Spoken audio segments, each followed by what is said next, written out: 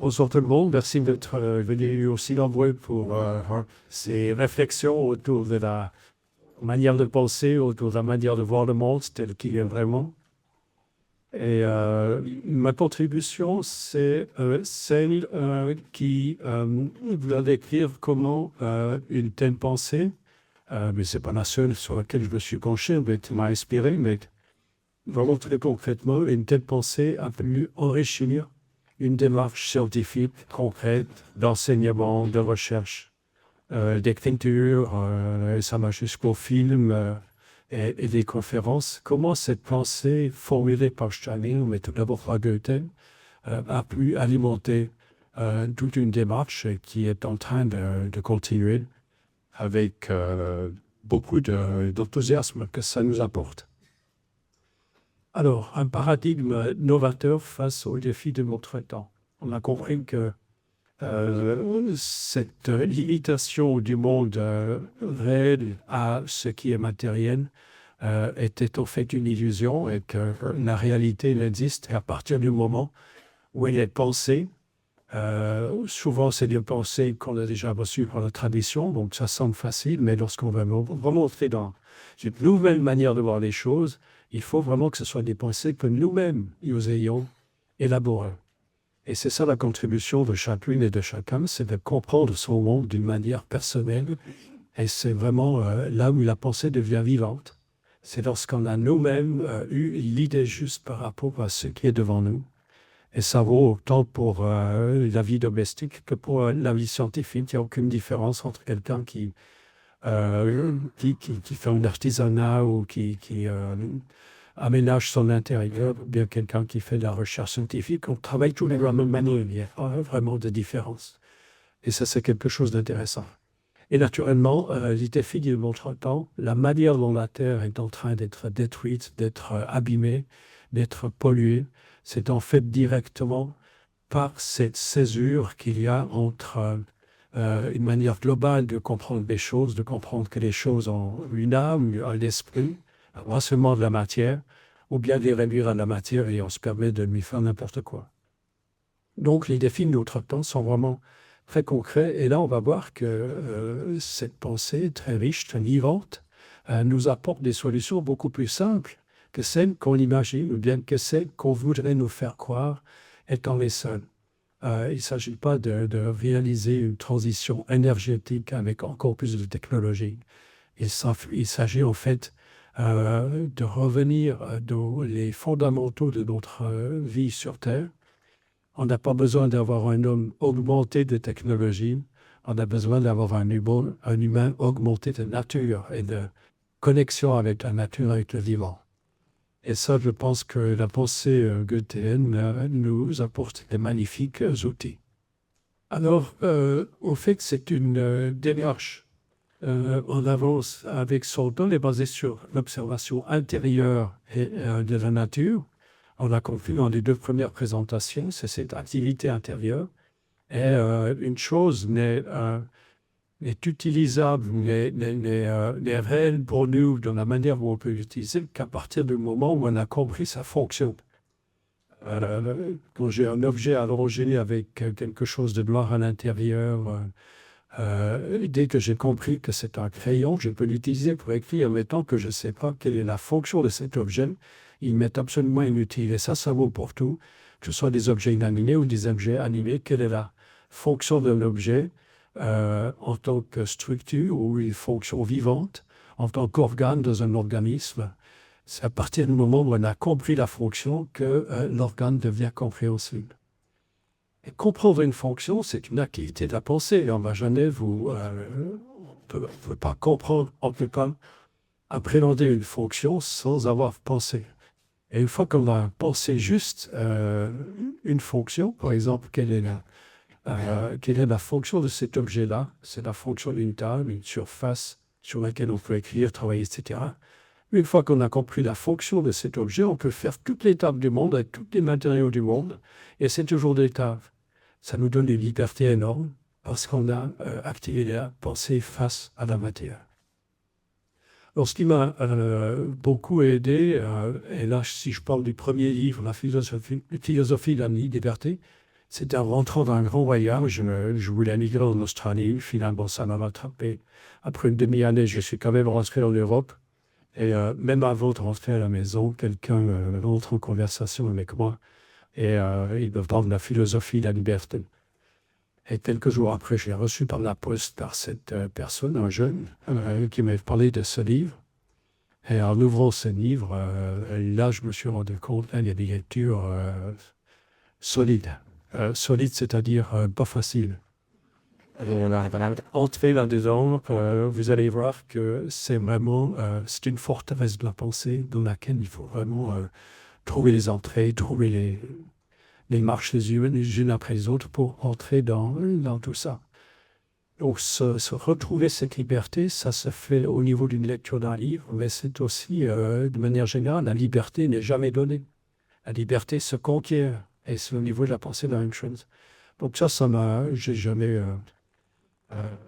laissé ce livre totalement de côté, mais il a toujours été un peu là, comme quelque chose pour la musculation. Le deuxième, c'est l'épistémologie de la pensée goethéenne, Grundlinien der Theorie der goethische Allemand. La pensée goethéenne, qui est en fait, pour moi, c'était beaucoup plus proche de ce qui m'intéressait, c'était comment travailler comme chercheur. Je suis ingénieur forestier et j'ai travaillé dans la recherche. Au début, ma thèse dans l'anatomie du bois. Alors là, tout de suite, on est plein dans le sujet.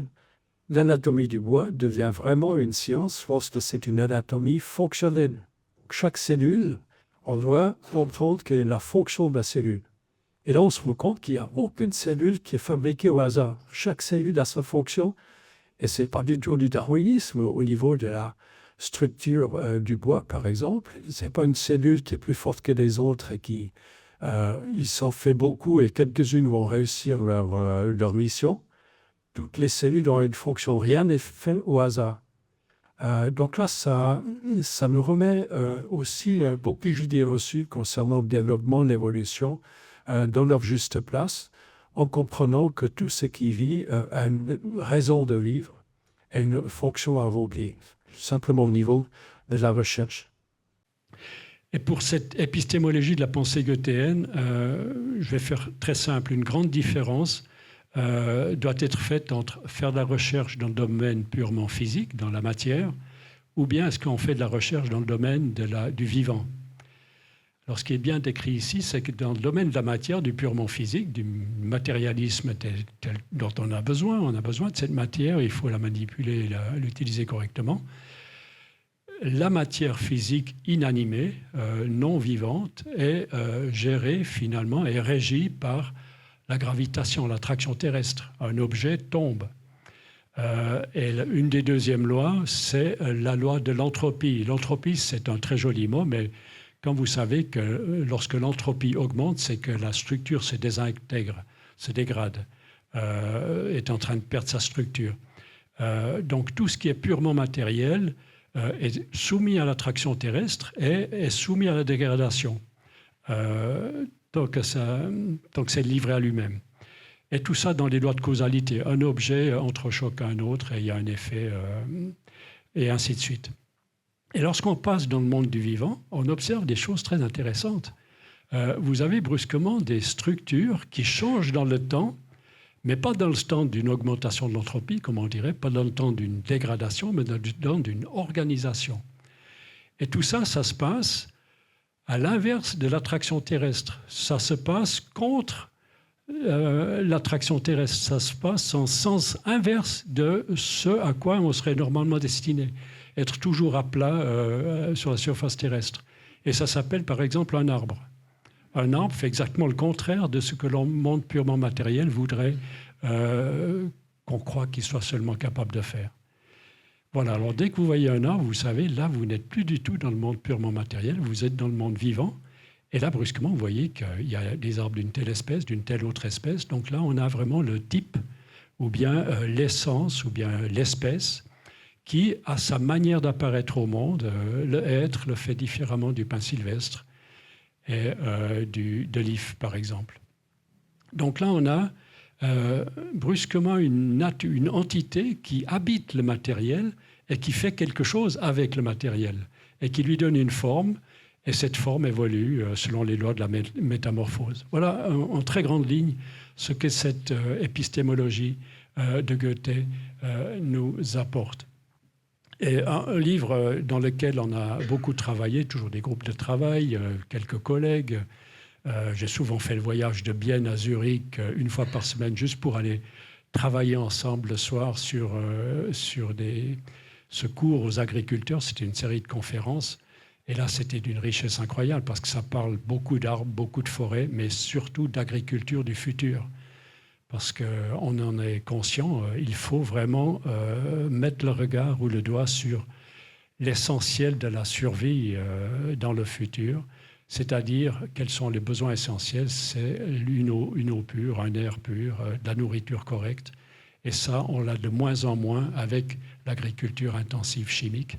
Et on en a de plus en plus besoin avec cette agriculture qui ne tient pas simplement compte du non pollué comme le bio, mais qui tient compte des forces cosmiques de l'astronomie. Et c'est ce que je voudrais montrer aussi, c'est que c'est vraiment une réalité, ce n'est pas des idées poétiques de croire que le ciel soit actif sur Terre, c'est vraiment des réalités physiques, scientifiques qu'on a pu prouver dans les grandes revues. Alors, ce qu'il faut savoir, c'est qu'il faut avoir un peu de recul et un regard sur le passé. C'est que plus on recule dans le passé, plus on trouve des cultures et des restes de cultures et des structures faites par l'homme absolument étonnantes. Stonehenge, les pyramides en Amérique centrale, vous pouvez aller pratiquement partout en Chine. Il y a encore des pyramides qui sont en train de disparaître, mais qui étaient énormes. On se rend compte que toutes les anciennes cultures avaient un rapport extrêmement étroit avec l'astronomie. Toutes ces anciennes constructions, ces mégalithes, par exemple, ils étaient complétés par des allées d'arbres même, eh bien, c'était des structures d'observation astronomique. Est-ce que c'était seulement pour observer ou bien est-ce que c'était pour avoir un effet sur les événements astronomiques? C'est une question que je laisse volontiers ouverte parce qu'il faut être capable de penser dans tous les sens. Eh bien, les plus anciens écrits, d'abord on a construit, mais après on a aussi développé l'écriture. Eh bien, les plus anciens écrits, par exemple Théophraste, ne parlent pas que du soleil comme étant important pour la vie sur Terre, mais il parle aussi de la Lune.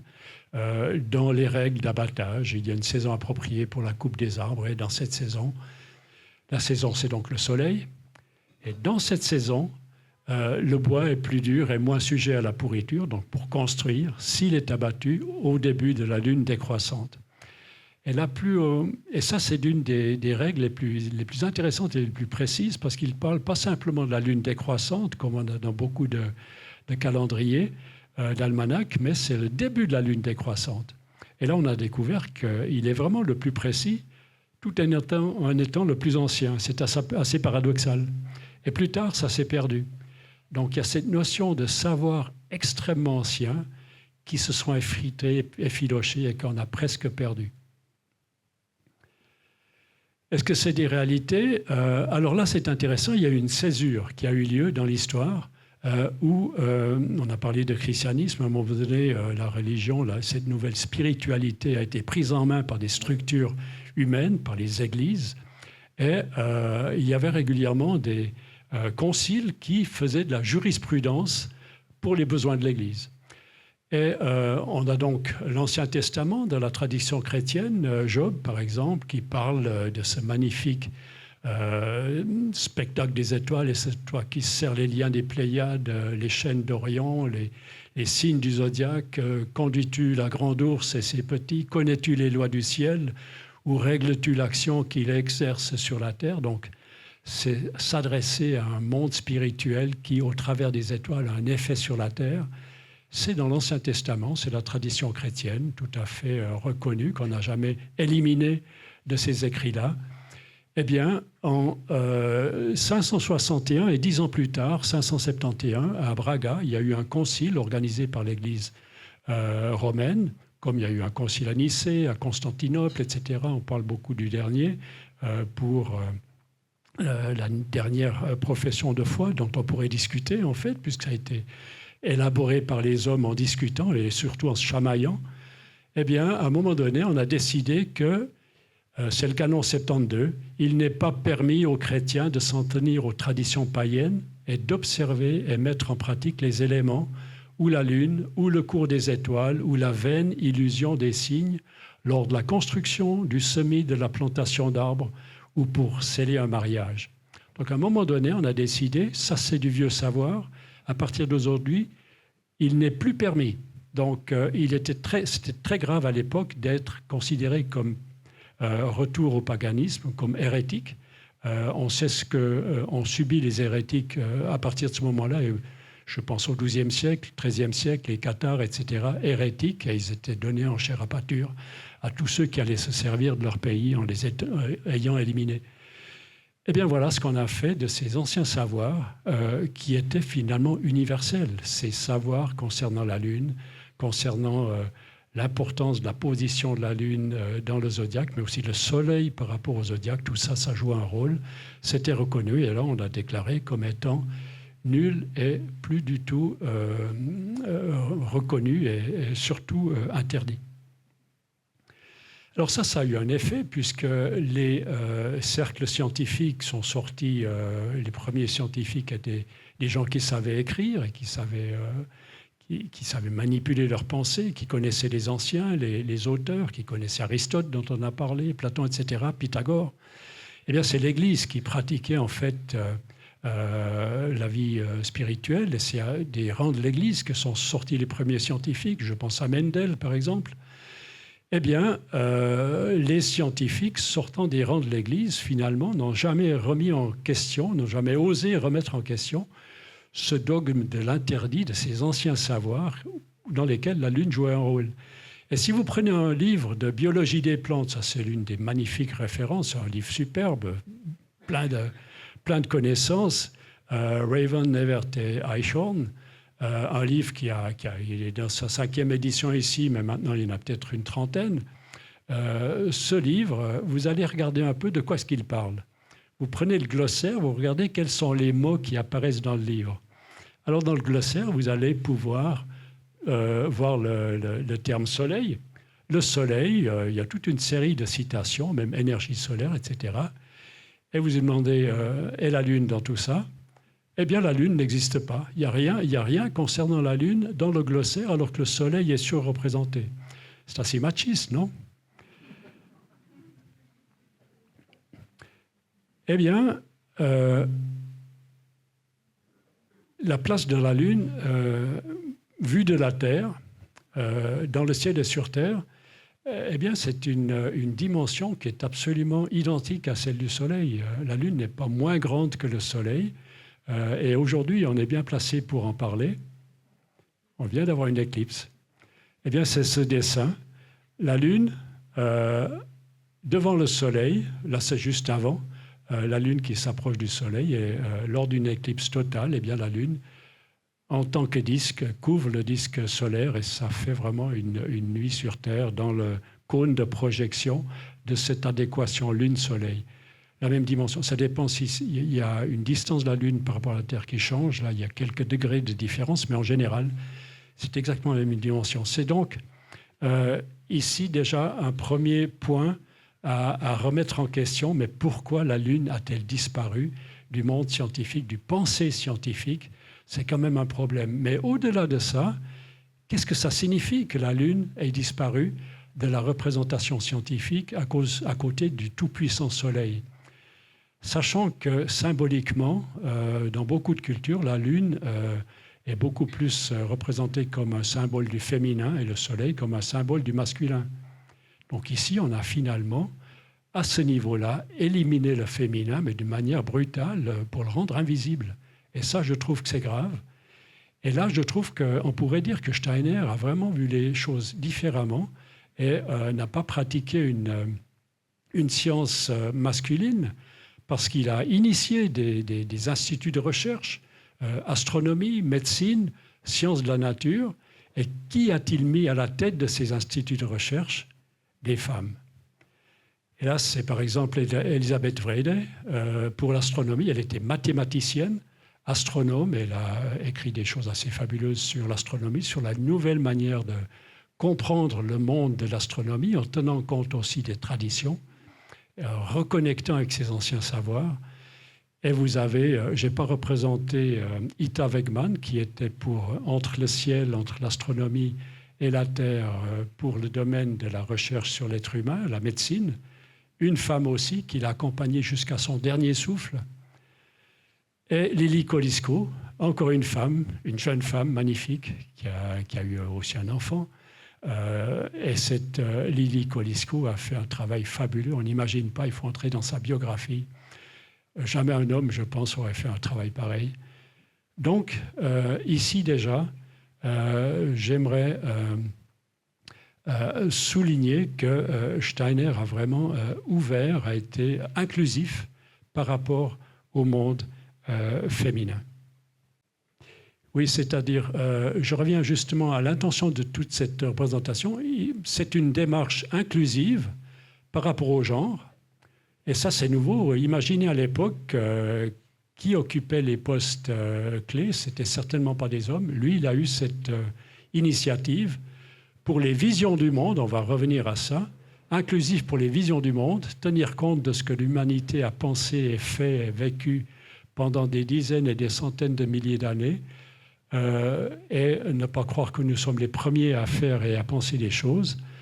Par rapport aux non-humains, qu'est-ce que notre rapport en tant qu'humain par rapport aux non-humains, c'est-à-dire par rapport à la nature, végétale, animale, et par rapport au cosmos, ne pas croire que la Terre, c'est simplement un grain de poussière perdu. On a à faire avec le cosmos, on a à tenir compte du cosmos, comme les anciens le faisaient, et une manière moderne de le faire à nouveau.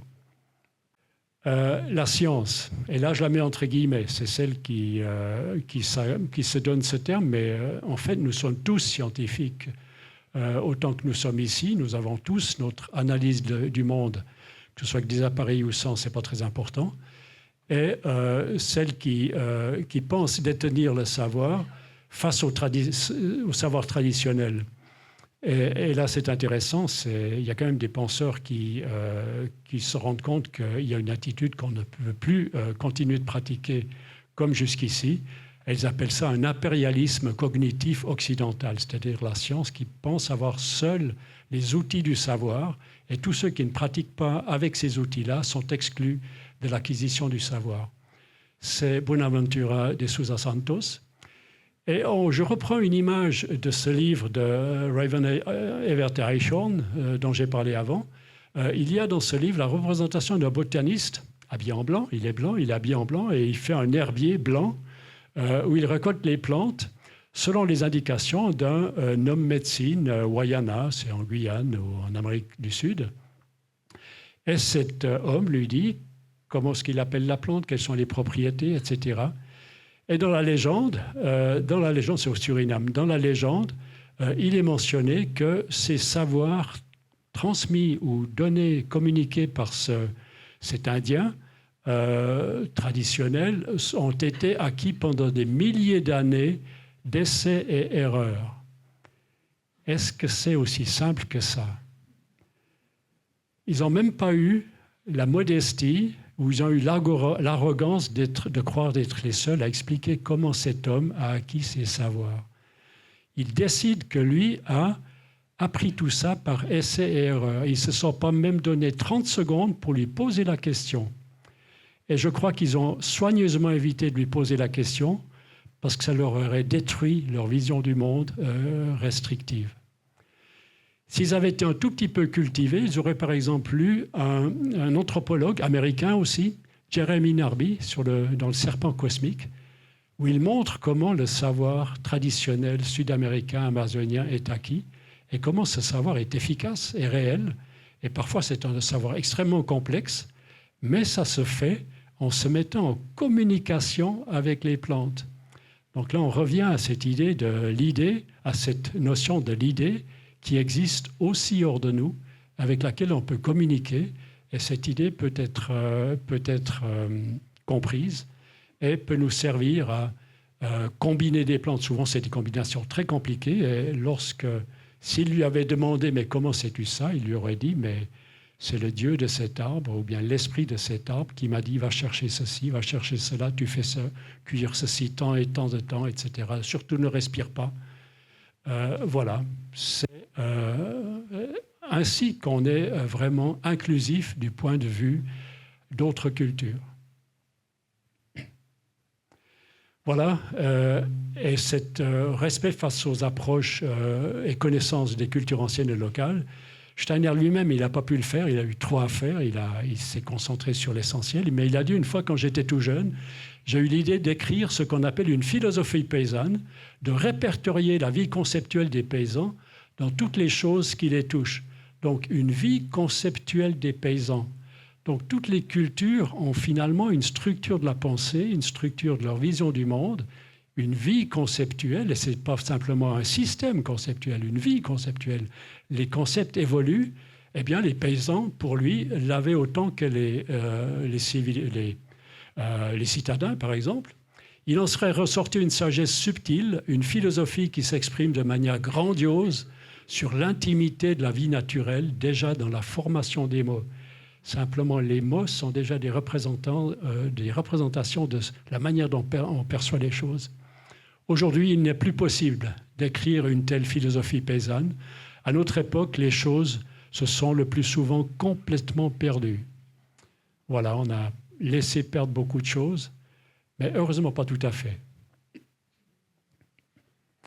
Par exemple, la foresterie, c'est un domaine où on travaille avec du sauvage. Les forêts, c'est encore des arbres, c'est fait d'arbres sauvages, ce n'est pas des plantes cultivées. Donc là-bas, il y a des anciens savoirs qui se sont encore mieux maintenus. Et là, on avait des manières de construire, de travailler, de faire un toit, ou bien d'empiler le bois, d'avoir du bois de feu, selon les saisons, mais aussi en tenant compte des rythmes lunaires. Mais en fonction de ce qu'on voulait faire. Si on voulait faire une barrique en chêne, c'était d'autres périodes, d'autres moments lunaires que pour faire du bois de feu. Et du bois de feu ne se récolte pas au même moment que du bon bois de construction. Je ne vais pas entrer dans ces détails, là ce sera une conférence pour elle-même, mais on a pu montrer que ça fait une différence. Quand abattez-vous des arbres en fonction de la lune? Et les anciens avaient vraiment perçu quelque chose d'authentique. Donc là, ça ne s'est pas complètement perdu.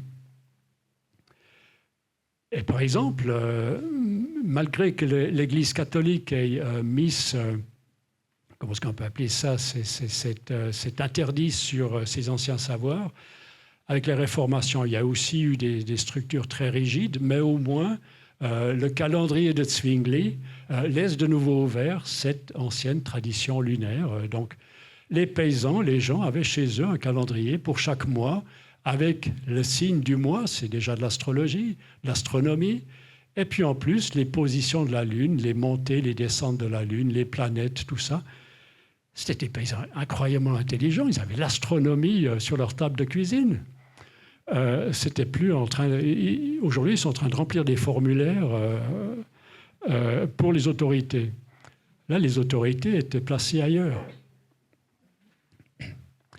Eh bien, Lily Kolysko, qu'on a vu avant, a écrit, a travaillé d'une manière extrêmement intensive sur ces indications de Steiner, en tenant compte de ses anciens savoirs, mais d'une manière moderne, scientifique. Et ce livre, Landwirtschaft der Zukunft, est d'abord sorti en Angleterre. Elle était partie du Goetheanum, toute une histoire, en 1947. L'agriculture du futur, où toutes ces découvertes ont été représentées. C'est un livre passionnant à lire, extrêmement riche. C'est sorti en version allemande 6 ans plus tard, 1953. Et seulement en 2017, c'est sorti en version française. Ça montre à quel point on a affaire à des évolutions très lentes, mais ce n'est pas une révolution qui arrive d'un coup, parce qu'il y a de la résistance à ce genre de savoir. Et vous allez voir à quel point c'est des choses réelles qui sont vraiment utiles. Par exemple, les premiers essais sur les indications de Steiner sont spectaculaires. Avec le petit pois, Steiner avait dit à Lily Kolysko, essayez de semer 2 jours avant la pleine lune et comparativement 2 jours avant la nouvelle lune. Et puis on va voir ce que ça donne. Bien voilà pour le petit pois. Donc ça c'est le cycle lunaire. Le soleil vient de ce côté-ci. Ça c'est vu de la Terre la nouvelle lune. Et lorsque la lune est de l'autre côté, éclairé en plein par le soleil, s'il n'y a pas une éclipse lunaire, eh bien, c'est la pleine lune, comme on la voit ici. Et si on sème 2 jours avant la nouvelle lune, ou bien 2 jours avant la pleine lune, eh bien, avec le petit pois, par exemple, ça donne ceci. 2 jours avant la nouvelle lune, il a atteint cette dimension-là, mais lorsqu'on sème 2 jours avant la pleine lune, c'est presque le double. C'est des essais photographiés, c'était extrêmement efficace. Elle sélectionnait les graines pour qu'elles soient toutes absolument égales. C'était déjà un premier travail, et ensuite elle faisait les semis. La deuxième représentation, c'est avec les tomates. Avec les tomates, la même chose. 2 jours avant la pleine lune, 2 jours avant la nouvelle lune. Première série, deuxième série, troisième série, quatrième série et cinquième série. Avant la pleine lune, avant la nouvelle lune, avant la pleine lune suivante, avant la nouvelle lune, avant la pleine lune. Vous voyez les tomates qui montent et qui descendent en dimension selon si elles ont été semées 2 jours avant la pleine ou 2 jours avant la nouvelle lune. Pourquoi est-ce que l'agriculture et le maraîchage ne s'est pas saisi de ces connaissances dès que c'est sorti en 1900, dans les années 30, ou même avant? Eh bien, toujours cette résistance donnée par l'establishment, par l'agriculture chimique, etc. Donc, on a aussi entendu souvent des parallèles avec le monde germanique, etc. Ce qu'il faut savoir, c'est que le Troisième Reich était relativement fermé ou critique, réticent à ces découvertes, et ils avaient mené des recherches extrêmement élaborées en 1938. Alors imaginez des centrales de graines forestières, parce qu'ils faisaient beaucoup de plantations forestières, équipées d'une manière fabuleuse. En 1938, c'était relativement brun comme couleur politique à l'époque.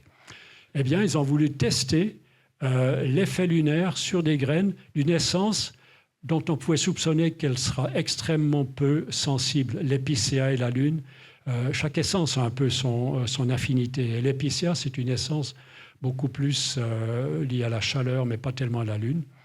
Eh bien, ils ont testé avec l'épicéa et leur résultat était pas d'effet. Ils ont simplement fait des courbes, des essais de germination de manière considérable, beaucoup d'essais. Et leur résultat, en analysant les courbes, en regardant les courbes de variation de la germination, leur a fait dire en 1938 qu'il n'y a aucun effet. Mais dans leur publication, il y avait toutes les bases de données, toutes les données mois par mois de leurs mesures. Et cette publication, sortie en 1938, continue à circuler dans la recherche. Nature, en 1946, reprend ça. Et depuis ce moment-là, c'est resté dans toute la littérature scientifique. Il n'y a pas d'effet parce que Rohmeder, en 1938, a démontré avec énormément de germination d'épicéa qu'il n'y a rien. Eh bien, notre question, en voyant ces courbes, a été, est-ce qu'il n'y a aussi rien que ça qu'ils le disent? Et on a repris toutes les données de base avec un collègue biométricien à l'époque de la station de recherche forestière, de l'EPFZ et ensuite de l'EPFL. Lui était très ouvert à ces questions-là et comme biométricien, donc quelqu'un qui analyse les données scientifiques avec les outils statistiques, on a repris toutes ces séries. C'était 80 séries de 1200 graines que les Allemands avaient fait germer. Toutes ces données, on les avait à disposition. C'est donc un total de 104 400 graines qu'on a observées pour voir est-ce qu'elles germent mieux ou moins bien selon la phase lunaire. Eh bien, on a pu montrer que ça varie effectivement beaucoup plus que ce que les Allemands disaient, et c'était statistiquement significatif à un très haut niveau. Publié, et aujourd'hui, on a pu, parce que les Allemands à l'époque voulaient décrédibiliser le travail de Lily Kolysko. Eh bien, 80 ans plus tard, le travail de Lily Kolysko est réhabilité grâce à une publication dans Plant Studies, une publication au Canada.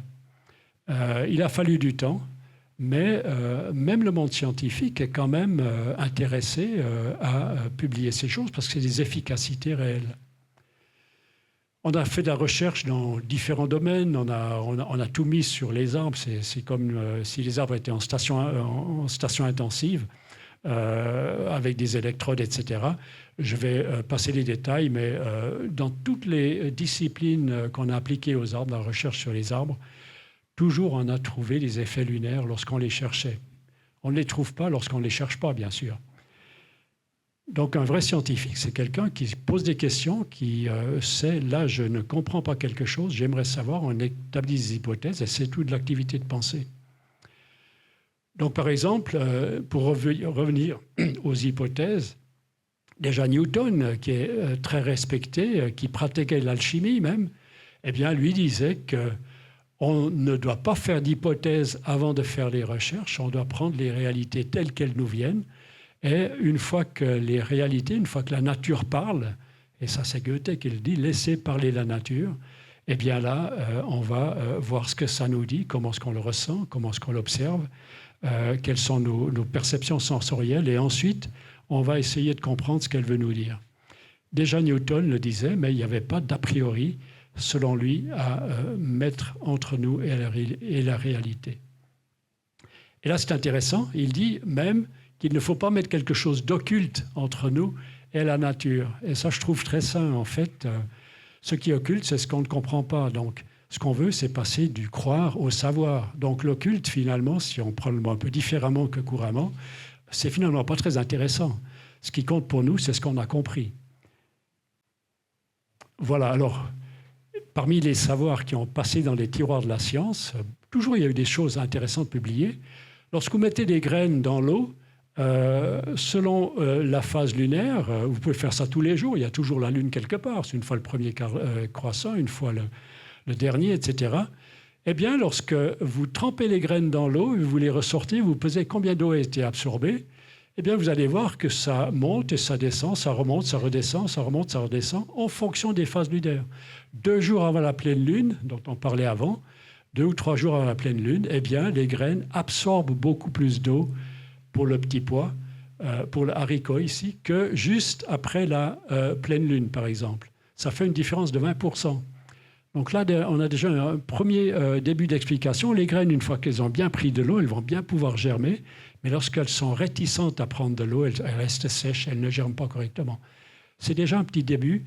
Là, c'est juste avant la nouvelle lune. Vous voyez la chute? Et là, c'est avant la pleine lune. Donc là, on commence à comprendre ce que Steiner disait comme si ça descendait du ciel, mais c'est vraiment les réalités de laboratoire. Cet essai, vous pouvez le faire à la cuisine, hein, pas de problème. Il n'y a pas besoin de mettre un masque et avoir des outils compliqués, une petite balance et c'est bon. On a fait tester, germer des arbres en milieu tropical avec des fluctuations lunaires tout à fait fabuleuses, aussi avant et après la nouvelle et la pleine lune. C'était en Afrique centrale, dans les volcans, là où vivent les gorilles des montagnes. Et ensuite, la plus grande publication, c'est celle où on a repris des données de collègues qui avaient perçu une pulsation du diamètre du tronc d'arbres maintenu en conditions constantes dans des serres. Et lorsqu'on mettait une obscurité, on enlevait l'effet soleil, eh bien, le rythme jour-nuit, lorsque c'était devenu obscur, passait de 24 heures à 25 heures. Donc il y a une rythmicité, une périodicité de 25 heures s'établissait dans la pulsation des arbres en serre contrôlée lorsqu'on arrêtait l'effet solaire. Et ces 25 heures, qu'est-ce que c'est? C'est une pulsation lunaire, c'est le rythme des marées, chaque jour, 1 heure plus tard. Et on a pu montrer que ces pulsations de 2 arbres séparés qui pulsent en même temps, alors qu'ils étaient dans des pots différents, mais d'autres arbres ont été testés aussi, en pots différents, pulsent en même temps dans leur diamètre, et en même temps, on a pu expliquer, mais c'est les marées qui expliquent en fait tout ça. Donc, le mouvement de la Lune autour de la Terre qui provoque les marées, et bien même dans des arbres dont le diamètre varie à des centaines de millimètres de dimension, et bien varie aussi en fonction de ces influences lunaires. Et cette publication a été, pour moi, l'une des plus belles à faire, puisqu'elle était acceptée dans la plus grande revue scientifique mondiale, Nature, en 1998. Et ça nous a ouvert une fenêtre, parce que d'autres se sont lancés sur ces recherches, et ils ont repris les données que les collègues avaient d'abord publiées, sans évoquer la phase lunaire. Et 12 ans plus tard, ils ont pu montrer effectivement aussi pour d'autres essences, ici pour le noyer, ça fonctionne aussi. Donc on a été validé par des chercheurs qui, critiquement, voulaient faire ce qu'on avait fait avec Gromeder, mais là ça marchait, heureusement. Voilà, on a mis des électrodes sur les arbres. Vous voyez, alors là c'est compliqué, ça pulse sans arrêt, puis il y a des grandes tendances. Et là on voit juste après la pleine lune, il y a plus d'électricité, avant la nouvelle lune moins. Ça remonte, juste après, ça redescend, etc. Voilà ce qu'on a pu trouver. Donc, l'électrophysiologie des arbres, c'est une affaire solaire, mais aussi une affaire lunaire. Et ça, c'est vraiment de la science moderne. Les marées, et là, c'est les variations du potentiel électrique à travers tout un mois.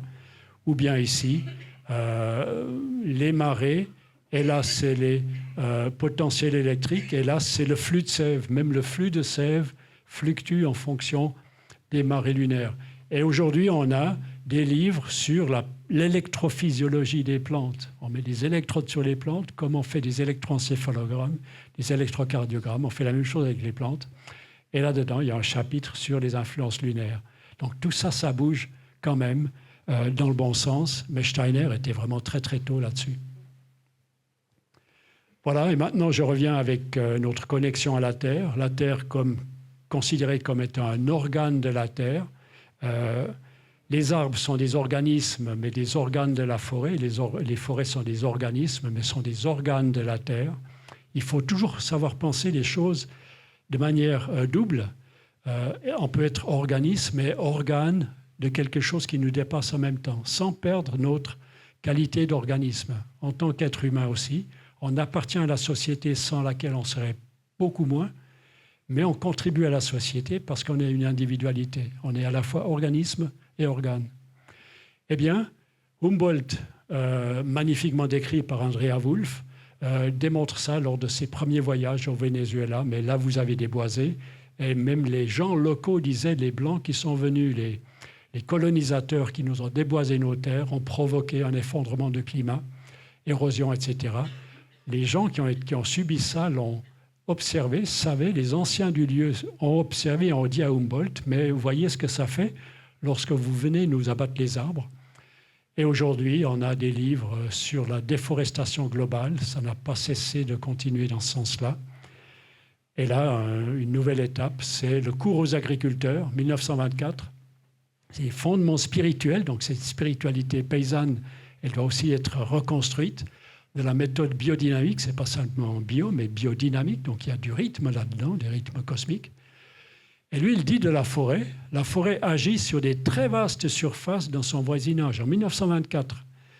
Et lorsque dans un paysage donné, vous augmentez la part de forêt, vous allez soutenir la croissance et la vitalité des plantes. Parce qu'il y a toujours la croissance et puis la floraison et la fructification, ces deux processus, même bien connus, hormonalement, en contradiction l'un avec l'autre. À un moment donné, l'un perd sa force et l'autre en augmente. Et lorsqu'on diminue dans un paysage les forêts, eh bien la floraison, la maturation va augmenter, mais la croissance va devenir plus faible. Dans quelle situation sommes-nous aujourd'hui? Dramatiquement dans celle-ci. Les forêts se sont rétrécies comme peau de chagrin. Toutes les forêts primaires de l'Europe et du monde, finalement, ont été soit dévastées, soit transformées, soit sont aujourd'hui sous menace. Eh bien, ça a provoqué pas seulement le CO2 dans l'atmosphère, mais la disparition des forêts provoque pour elle-même aussi un effet de réchauffement climatique. Ça, il faut le dire, parce que les cycles hydrologiques ont été complètement perturbés. Et lorsque Steiner dit ceci et cela, il s'agit de cycles hydrologiques. La forêt, c'est un château d'eau local. Lorsque vous avez beaucoup plus d'eau, ça permet la vitalité d'être bien soutenue. Mais lorsque vous enlevez de l'eau, vous allez permettre de mieux faire mûrir. Vous n'allez pas arroser de la même manière lorsque vous voulez vraiment faire mûrir votre blé. Il faut du soleil et de la chaleur pour que le blé mûrisse. Il ne faut pas de l'eau. Voilà ce que Steiner disait en 1924. Et aujourd'hui, on est en plein dedans. C'est la forêt, facteur de climat, biotic pump, la pompe climatique. Mais moi, je préfère parler de cœur climatique. C'est des êtres vivants qui enveloppent la Terre.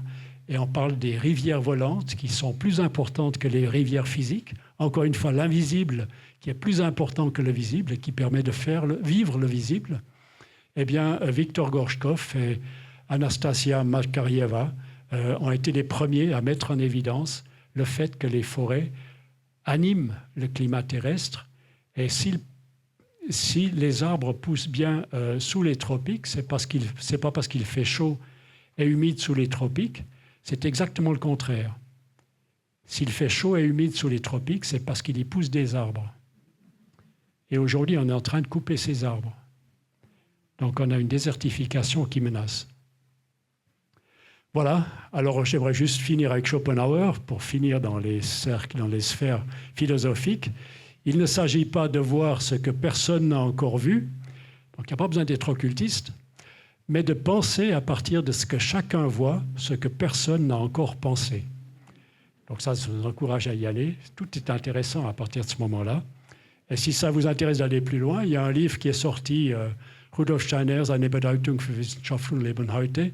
C'est sorti en 2014, où vraiment il y a toute une série de présentations. Comment Steiner a-t-il influencé positivement, inspiré la science? Il y a des médecins, des physiciens, il y a tout un cortège de personnalités qui ont sorti ce livre, qui devrait être traduit en français, peut-être, ça serait pas mal. Voilà. Je reviens chez Schopenhauer en vous remerciant pour votre attention.